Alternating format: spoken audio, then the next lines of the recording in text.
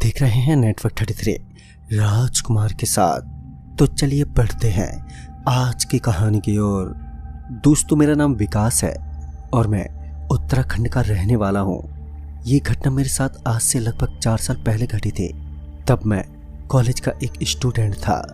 रोजाना की तरह आज भी हम लोग हंसी मजाक करते हुए घर पर जाने लगे, मगर तभी हमारे दोस्तों ने मिलकर एक प्लान बनाया कि हमें कहीं पर घूमने जाना है।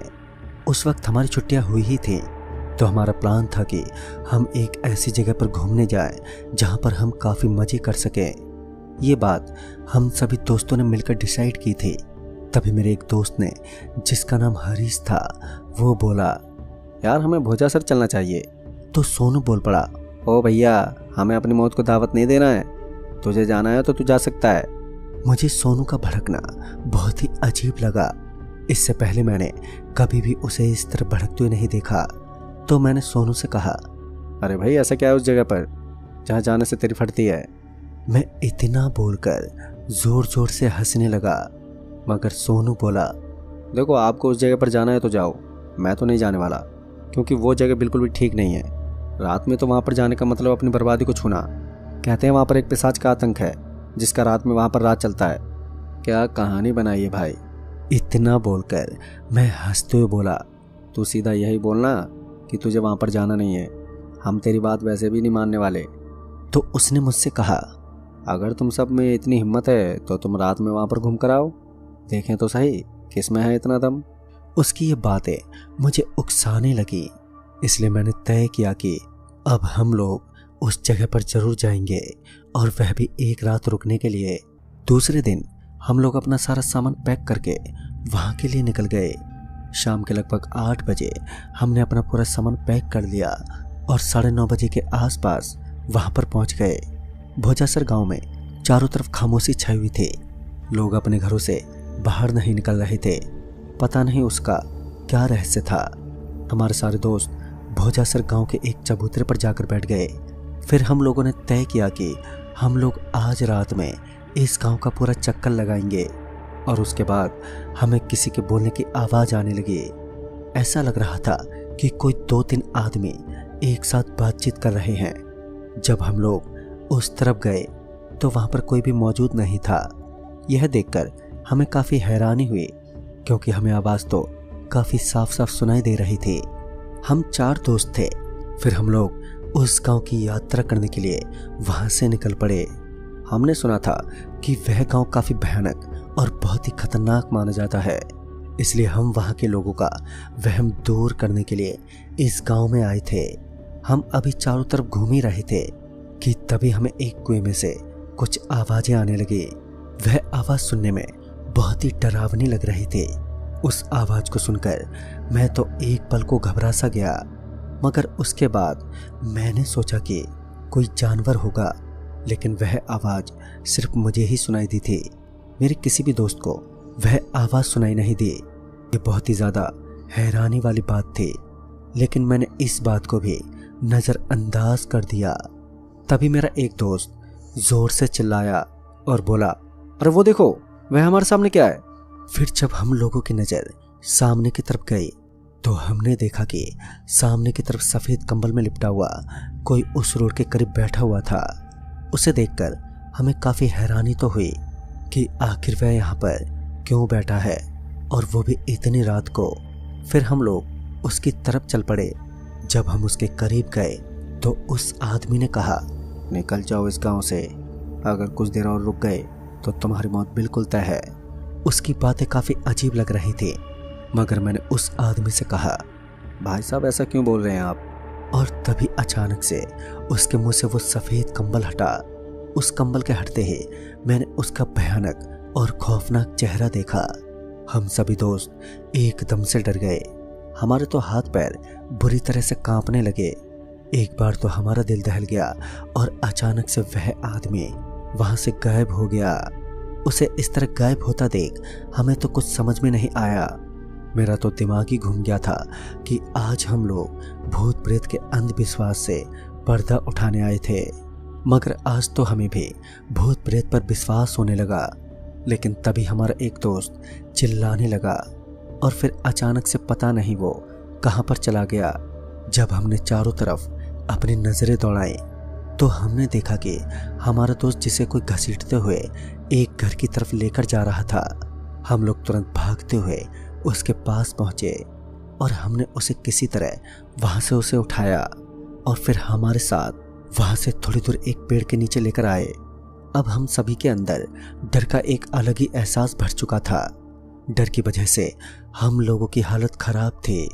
पता नहीं कहां से मगर अचानक एक हाथ जमीन के अंदर से निकला और फिर उसे घसीटने लगा। सच में वो नज़ारा कितना डरावना होगा।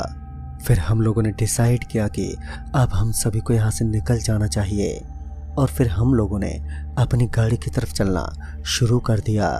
जब हम सभी अपनी गाड़ी के पास जाने ही वाले थे कि हमने देखा कि वहाँ पर हमारी गाड़ी के बोनेट पर वही आदमी बैठा हुआ था जिसका चेहरा बेहद खतरनाक और भयानक था। हमने उस गाड़ी के पास जाना ठीक नहीं समझा क्योंकि अपनी मौत को गले लगाने से कौन खुश होगा।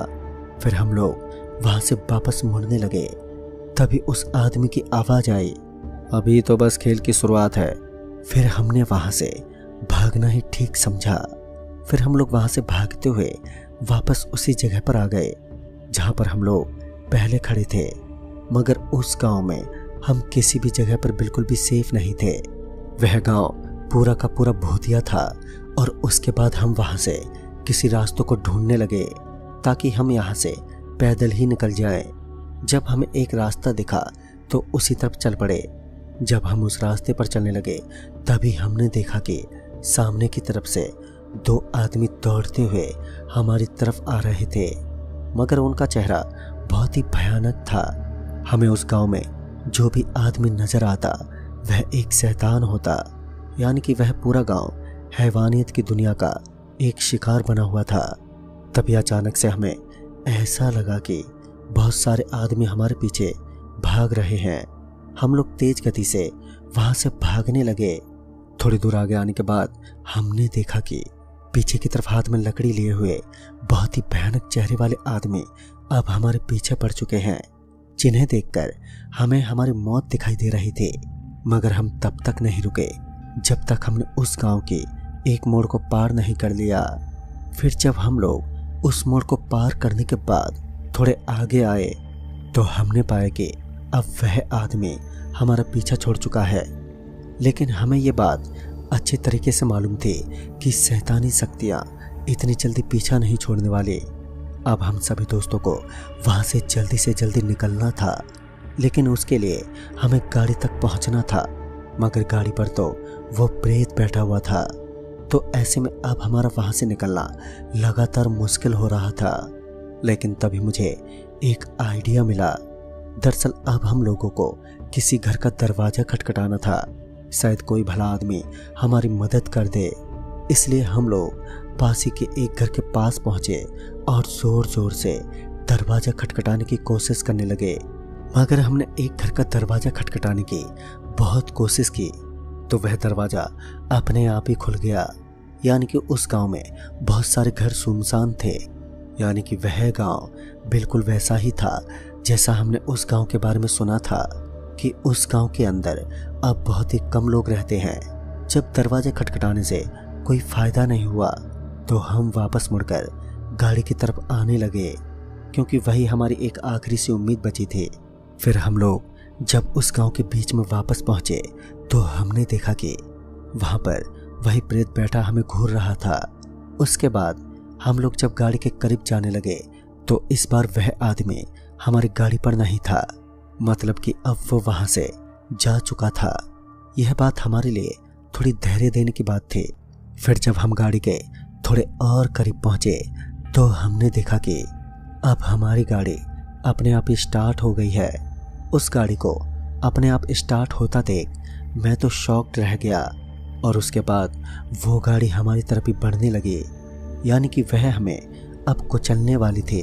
फिर हम लोग उस गाड़ी के आगे आगे भागने लगे, लेकिन तभी हमने देखा कि सामने की तरफ से उसी प्रकार की कई और रूह भटक रही थी।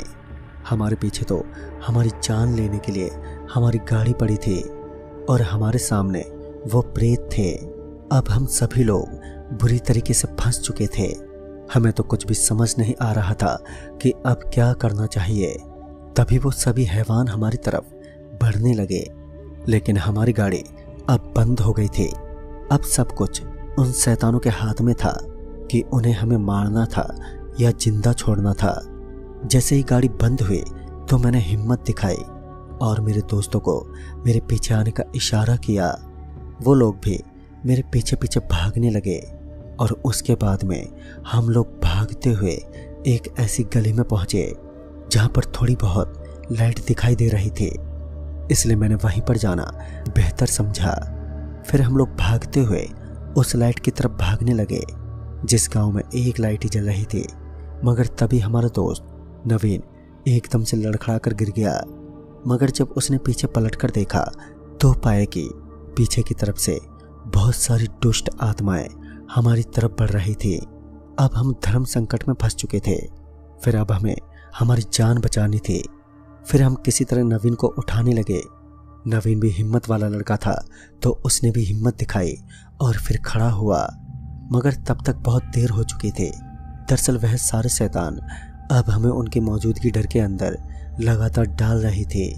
मगर तभी मैंने किसी तरह वहां से भागना शुरू किया। अब हम लोग वहां से भागने लगे। तभी एक बूढ़ा आदमी अपने घर के बाहर निकला और बोला, जल्दी से उस धड़कते रोशनी की तरफ भागो, वहां पर एक मंदिर है, वहीं पर तुम्हारी जान बच सकती है। फिर क्या था, हमने भी वहां से बहुत ही तेज गति में दौड़ लगाई और फिर दौड़ते हुए उसके करीब पहुंचने ही वाले थे। मगर तभी अचानक पता नहीं कहां से बहुत सारे पत्थरों की बारिश होने लगी, जिस वजह से हमारे हाथ पैरों पर चोटें आने लगी। उनका दर्द अब हमें सहना भी बहुत मुश्किल हो रहा था, लेकिन हम किसी तरह उसे सहन करते हुए उस मंदिर की तरफ बढ़ने लगे और आखिरकार हम लोग उस मंदिर के पास पहुंच भी गए। उस जगह पर पहुंचकर हमें थोड़ी राहत मिली, लेकिन हमें पता था कि यहाँ तक आने के लिए हमें कितनी बाधाएं झेलनी पड़ी हैं। उसके बाद हम जल्दी से उस मंदिर में पहुंच गए और तभी वो शैतान उस मंदिर के बिल्कुल सामने खड़े थे, मगर वह अब अंदर आने की हिम्मत नहीं कर रहे थे। तभी अचानक पता नहीं कहां से हमें नवीन की आवाज़ें सुनाई देने लगी। जब हम पीछे पलटे तो हमने देखा कि नवीन उन शैतानों के जाल में फंसा हुआ है, लेकिन अभी अभी तो नवीन हमारे साथ ही था। इसका मतलब नवीन हमारे साथ नहीं आया। लेकिन तभी हमारे बिल्कुल पीछे यानी कि मंदिर की तरफ से एक आवाज़ आई। दरअसल हमारे पीछे नवीन ही खड़ा था। मतलब वह शैतान हम लोगों को अपने जाल में फंसाकर बाहर निकालने की कोशिश कर रहे थे, मगर हम लोग उनकी चाल में इतनी आसानी से कहाँ फंसने वाले थे। उसके बाद सुबह हुई और सुबह होने के बाद वह बूढ़ा आदमी सुबह के लगभग 5 बजे हमारे पास पहुंचा और उसके बाद उसने हमें बताया कि बेटा, कई सालों पहले इस गांव के अंदर एक चुड़ैल का खौफ था। उस चुड़ैल ने अपने पूरे गांव को समाप्त कर दिया और उसके बाद उन सभी मनुष्य की आत्मा इस गांव में भटकती हैं। मगर अभी ये गांव थोड़ा सुरक्षित होने लगा है। ऐसे में लोग यहाँ पर आकर रहने भी लगे हैं, लेकिन जिनके साथ ये बुरी आत्माएं कुछ बुरा व्यवहार करती हैं तो वह लोग इस गांव को छोड़कर अपनी जगह पर वापस चले जाते हैं। मगर उस दिन हमारी हिम्मत और हमारे जोश की वजह से हमारी जान बच गई और फिर उसके बाद में हमें भी भूत प्रेत पर काफ़ी विश्वास होने लगा। दोस्तों, हम गए तो भूत प्रेत को गलत सिद्ध करने के लिए, लेकिन उल्टा भूत प्रेतों ने हमें ही गलत सिद्ध करके अपनी शक्तियों का एहसास करा दिया। तो दोस्तों, इस कहानी में बस इतना ही। तब तक के लिए बाय एंड टेक केयर।